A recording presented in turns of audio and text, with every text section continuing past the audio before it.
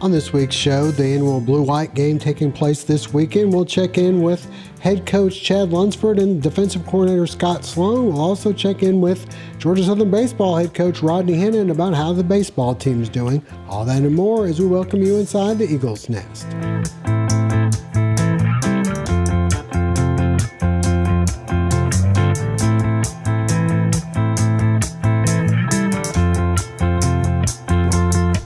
Inside the Eagles Nest. I'm your host Josh Aubrey, being joined by Mike Anthony, sports editor and Georgia Southern beat writer for the Statesboro Herald. And Mike, it actually started to feel a little bit like spring outside, and what do you know, the annual spring game, the Blue-White game, coming up for Georgia Southern this Saturday at 1 o'clock at Paulson Stadium. I guess we really haven't covered too much as far as the spring goes. We know they're implementing the new 3-4 defense on the defensive side. Coach DeBess is putting in his new offense, which is fairly similar to what they've seen before, so there's not a lot of reasons to go out there too much.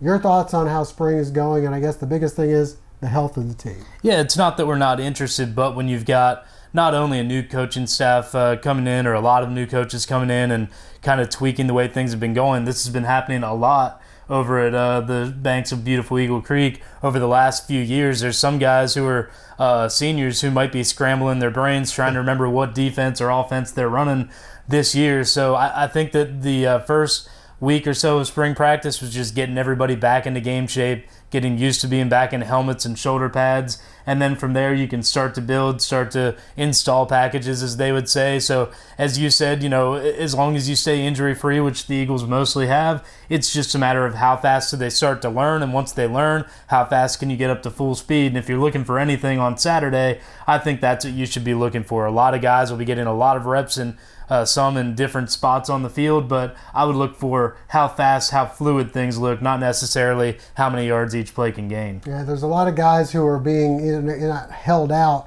but limited as far as how much contact and things like that. I imagine we're going to see some names and faces play prominent roles in the Blue-White game, and may you never hear from them again. That tends to be what happens. Right, and that doesn't necessarily mean that the guys that you would figure to be in that spot are too injured to play, but a lot of times when you've got proven starters, you don't want to risk something happening in the spring that could cost you a few months down the road. So hopefully everybody that you don't see in action on Saturday isn't too dinged up. I haven't heard anything to make me think otherwise, but don't get too scared if you see a couple of guys walking around without a helmet, without shoulder pads. All right, well, I had a chance to talk with both Chad Lunsford and Scot Sloan about how things have gone in the spring up to this point.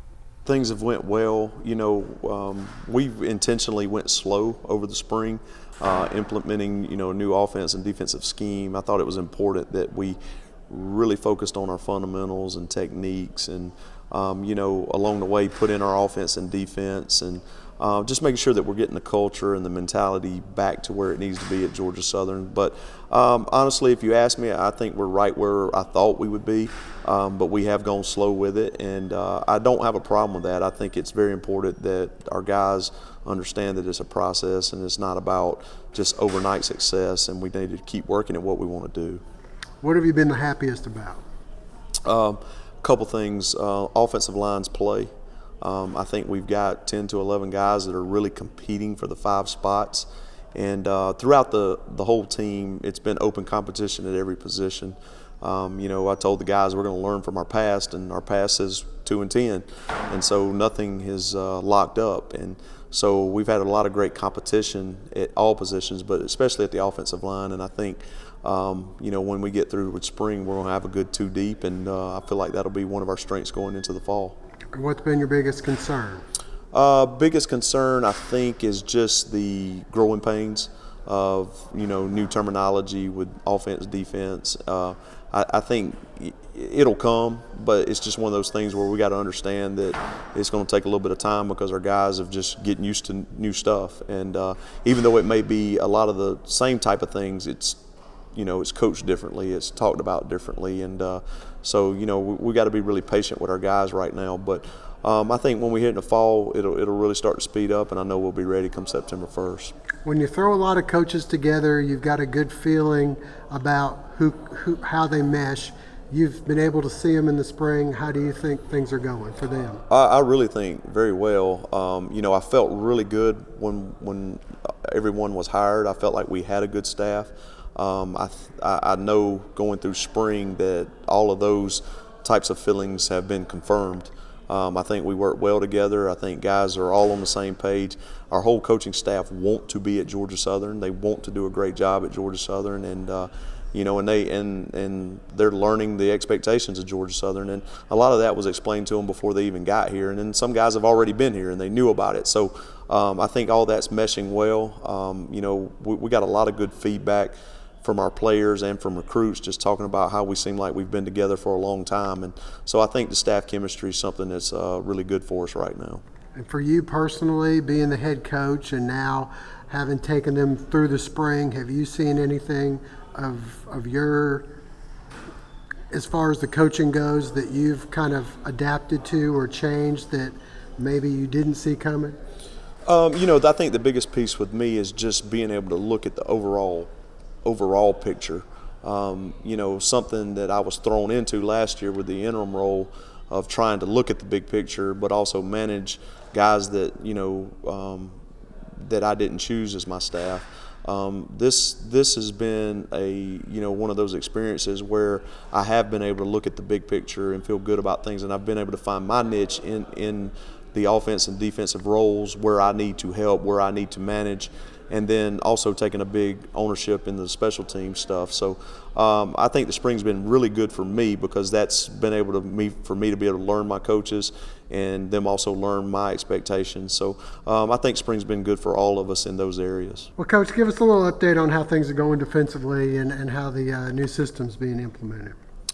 Right now we're making progress, and it's anytime you transition schemes, there's always some growing pains and baby steps that you have to take, but I feel good about the progress that the guys have made and the way they embraced it and the way they're flying around. That's the thing is we told them that we could correct mistakes from a schematic standpoint off of film, but the things that we couldn't compromise was our effort and how hard we played and our attentiveness to chasing the football. So I'm very pleased as far as the way that the guys are chasing the football.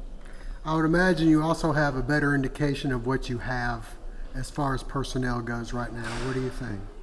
Yeah, right now I think our personnel is starting to settle in. There's still a couple guys that we may experiment a little bit with this last week of practice, these last 4 days, just to, we know what we've got in them at the position they've been working so far in spring, but we may tweak a couple guys, but for the most part, I think personnel starting to settle in pretty well. The biggest thing I think transitioning to a 3-4 defense is just matching the coverages and things like that because of the different components of playing in a 4 linebacker scheme instead of a 3 linebacker scheme. So, but it's been really good. I think the guys have made a tremendous amount of progress from practice 1 to where we are today.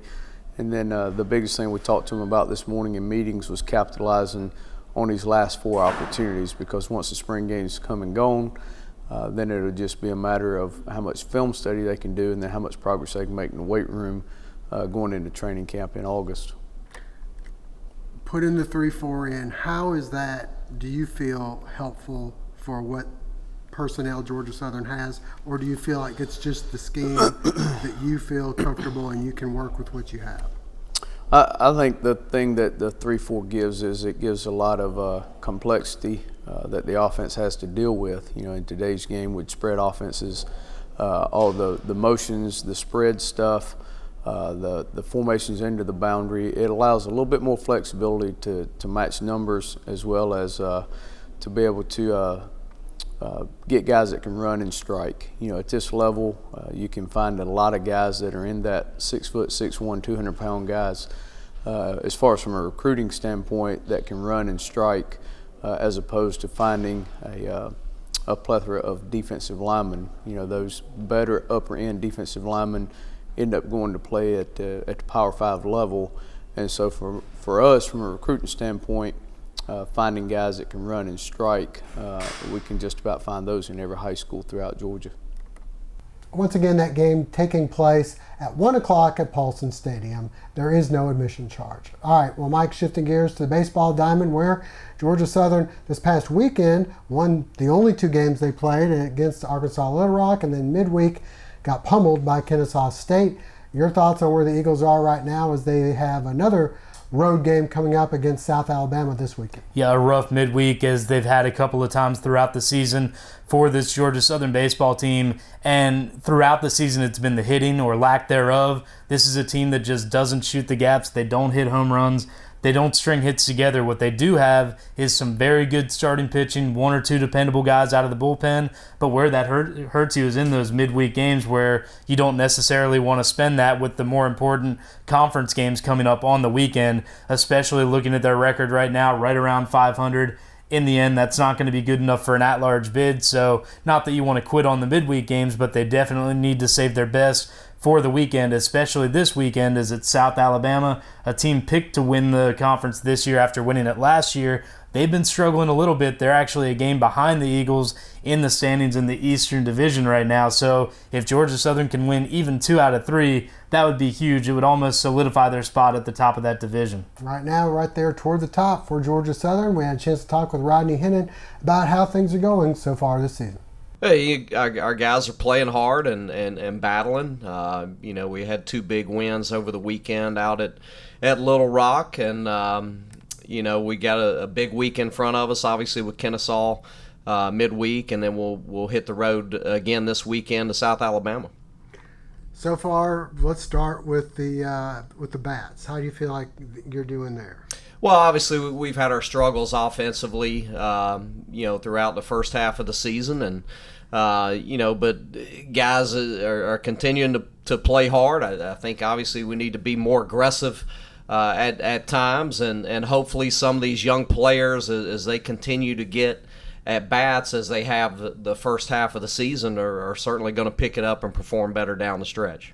Pitching wise, how do you feel like that's gone, and have you had any pleasant surprises there?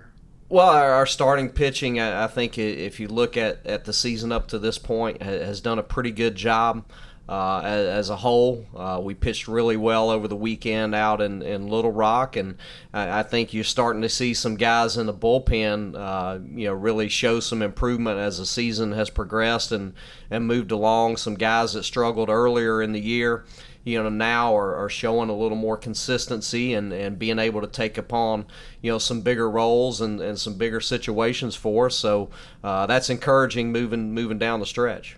I know you sometimes kind of break the season up into different parts. Where are you right now, and how would you assess where you are at this point? Well, I guess the last game of the Coastal Series, kind of was the midway point in the year. So we're early on in the second half, and again it was big going on the road. That actually ended up being our first road Sun Belt series, having moved the App State series here. So you got to be able to win on the road, and it was good to be able to do that at Little Rock. I think we've got some momentum right now, heading into this next week. I know a lot of times you kind of have to tinker with your lineup throughout the year, as well as your bullpen, to try to kind of figure out who's going to go where, and at some point you probably stop doing that and say, here's where we are. Where are you as far as that goes?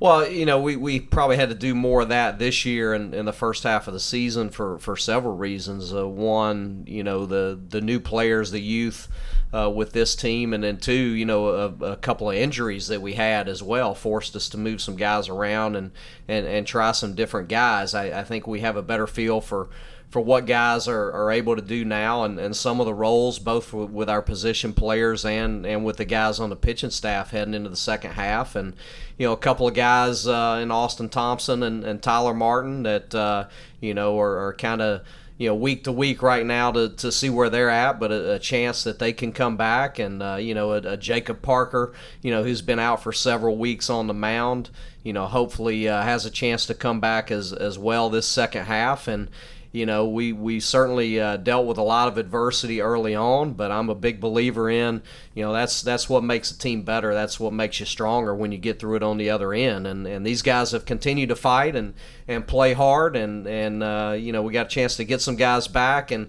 also have a better idea of what some other guys can do. Some guys have had a chance to play more than maybe they would have, were it not for those injuries. So in the end, we're going to be a stronger team from it. I'm confident in that and looking forward to seeing what we can do down the stretch here.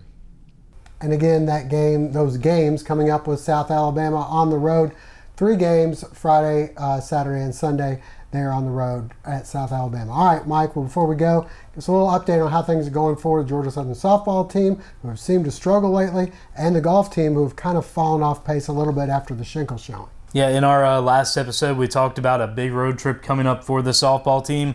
Unfortunately, it went about as bad as it could get. A couple of conference sweeps on the road, dropping some games in the midweek. They're now sitting on an 8-game losing streak. They've fallen under 500 in conference play, but they still have some winnable games left. Maybe not so much this week as they do return home, but it's against a very tough UT Arlington team. Maybe that home cooking will give them a chance to get a little bit of momentum back behind them, get them ready for a strong finishing kick to set them up for what should be the best seed they've had in the conference tournament. Despite this middle of the season struggle, they still are in line to maybe be a team that can make some noise in the conference tournament. As for the golf team, they aren't necessarily playing bad golf, but they just aren't putting up the numbers that's needed to be there on Sunday or Monday whenever the tournaments end.